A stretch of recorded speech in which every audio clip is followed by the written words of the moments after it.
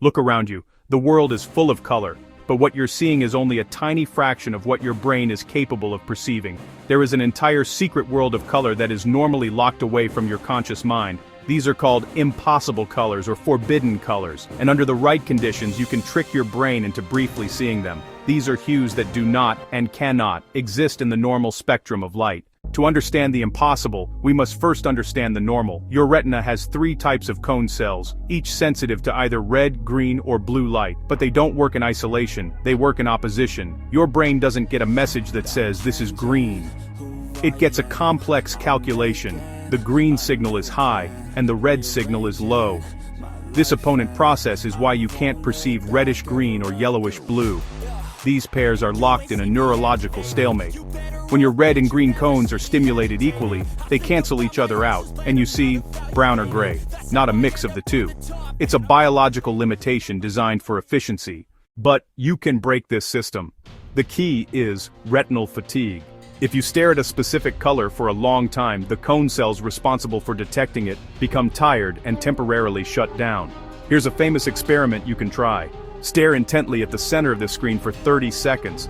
Don't let your eyes wander. You are overstimulating and fatiguing specific neural pathways. When the screen suddenly changes, your tired cones will be unable to respond correctly, and for a few fleeting seconds, the opponent's cells will go haywire, and you might just catch a glimpse of a color that has no name, a color that is both red and green at the same time.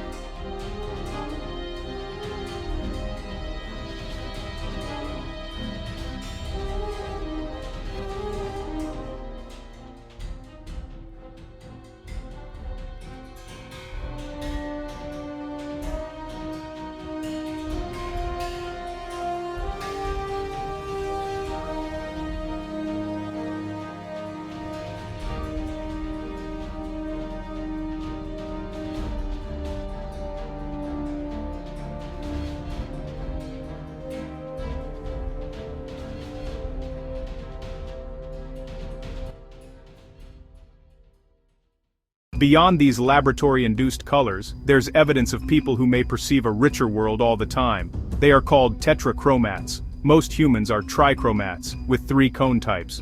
But some women, due to a genetic mutation, possess a 4th type of cone cell positioned between red and green. In theory, this could allow them to see millions more colors than the average person. They might see what we call red as a whole spectrum of distinct hues. While it's difficult to prove, their world could be filled with hypercolors, shades and tints that are completely unimaginable to the rest of us.